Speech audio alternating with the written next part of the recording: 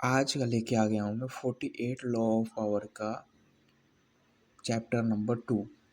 इसमें बताया गया है कि मित्रों पर कभी ज़्यादा भरोसा ना करें, शत्रुओं से काम लेना सीखें। मतलब कि मित्रों पर ज़्यादा भरोसा हम करते हैं तो कहीं ना कहीं वो हमें धोखा दे सकता है, लेकिन शत्रु हमें धोखा नहीं देगा, क्योंकि शत्रु हमें खुद को साबित करने के लिए कि मैं अच्छा बन गया हूँ, इसलिए वो विश्वास जीतने के लिए वो हर एक काम करेगा जो करना चाहिए उसे।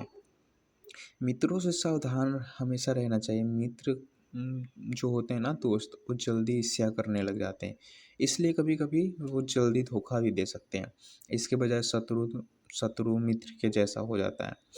इसमें पूरे किताब की लाइन में लॉ 2 में ये बताया जा रहा है कि हम बहुत से ऐसे मित्र होते हैं, मैं सबकी बात नहीं कर रहा हूँ, और जो मैं आपको बता रहा हूँ वो सिर्फ सेल्फ अवेयरनेस के लिए, कि कभी भी ऐसे लोगों से मित्रता ना करो जो आपको सांप की तरह बाद में डसे। तो ज़्यादातर होता क्या है कि मैं या फिर कोई भी पर्सन है, वो ये होता है कि आप अगर सामने वाले से कन्वर्जेशन बात कर रहे हो तो एक दूसरे को ना बुरा ना लगे। सबसे ज़्यादा हम अगर ज़्यादातर लोग नाइस गाय होते हैं तो नाइस गाय क्या सोचते हैं कि कहीं सामने वाले पर्सन को मेरी वजह से किसी भी बात का बुरा ना लगे। तो बुरा ना लगे इसलिए हाँ में हाँ मिला देते हैं। मतलब कि अगर मैं कोई चीज़ बोल रहा हूँ तो सामने वाले को सुनना पड़ेगा। अगर सामने वाले को बुरा ना लगे इसलिए वो हाँ में हाँ मिला देता है, लेकिन उसकी अंदर की फीलिंग्स छिप गई है। जो अंदर की फीलिंग्स छिप गई है तो वैसे ही धीरे धीरे वो ऐसी बहुत सारी चीज़ें छिपाते होंगे।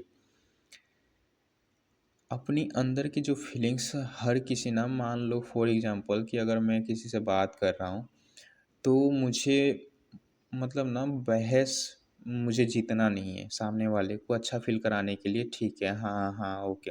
लेकिन अंदर की फीलिंग्स उमड़ जाती है, दब जाती है, वो अंदर की फीलिंग्स वो नहीं देख पाता बंदा।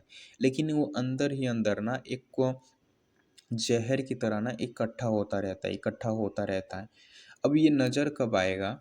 जब हम सामने वाले पर्सन को, या फिर मैं जब खुद जॉब पे लग जाऊँगा ना, तो जॉब पे करते हम ऐसे हो जाते हैं ना कि हाँ, मुझे एहसान दिया जा रहा है, ये दिया जा रहा है, तो हम एक बैग वो बाहर निकालने लगते हैं। तो कभी भी मित्रता करो तो कुछ लोग ऐसे होते हैं, मैं सबकी बात नहीं कर रहा हूँ, तो कुछ लोग ऐसे होते हैं, तो आप सावधान रहना। इसके बजाय अगर किसी दुश्मन को ना आप अपने काम पे रखोगे ना, तो मतलब वो सोचेगा कि मैं तो बहुत दिनों से दुश्मन हूँ, ये मुझे काम दिया है, अब इसको मुझे दिखाना है कि अब ये ट्रस्ट कर सकता है मुझ पे, तो मैं उसके लिए जी जान लगा दूंगा काम करने के लिए। हालांकि वही सेम दोस्त को अगर काम पे रखोगे तो उसे एहसान नहीं चाहिए होता है। वो एहसान नहीं चाहिए तो वो आपको कुछ भी बोल सकता है, कुछ भी दिखा सकता है कि नहीं चाहिए, ये सब मेरे वजह से है, ये है, वो है, फलाना ढिमकामा, ये सब बोल सकता है। तो आप दोस्त पे ज़्यादा भरोसा ना करो, क्योंकि दोस्त पे अगर भरोसा ज़्यादा करते हो तो नुकसान हो सकता है। एक बार होता क्या है कि एक राजा होता है और उसकी रानियाँ होती है। तो राजा बहुत दिनों से ऐसा चल रहा था, तो राजा कर रहा था कि उसके मुँह से बात आती थी। ना ही उसकी रानी बताती थी, ना ही उसके आस-पास के लोग, क्योंकि राजा को बुरा लग जाए। तो इसलिए एक बार वो सभा में जाता है। सभा में कोई उसे बोल देता है कि राजा, आपके मुँह से बदबू आ रही है। तो उसे लगा कि आज तक तो मुझे कोई बताया नहीं है कि मेरे मुँह से बदबू आ रही है।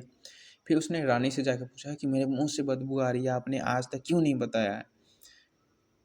तो रानी बोल रही है कि मैंने इसलिए नहीं बताया क्योंकि आपको बुरा लग जाए।